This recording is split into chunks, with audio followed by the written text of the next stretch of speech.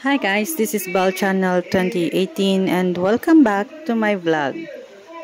Sa kaunahang pagkakataon, naging guest ang mag-asawang Marian Rivera at Ding Dong Dantes sa noontime show na It's Showtime. Ang celebrity couple ay mainit na tinanggap ng mga host kabilang na sina Vice Ganda, Vong Navarro, Kim Chiu at Jong. Matapos i-promote ng dalawa ang kanilang upcoming film na Rewind, na itanong din sa kanila kung ano ang best 2023 moments na talaga namang pinagsamahan nila.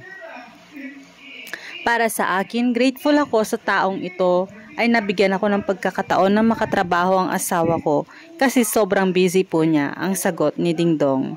Dagdag pa niya nung binigyan kami ng chance to work together, parang hindi siya trabaho, para kaming nagde-date araw-araw. Kaya pinagpapasalamat ko talaga yun. Ang sabi naman ni Marian, palaging nilulook forward lang namin na magkasama kami together.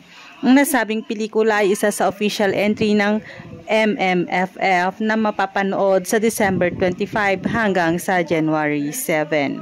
Samantala, kapansin-pansin sa comment section ng show nang marami ang nagtatanong kung bakit absent ang isa pang host na si Karil.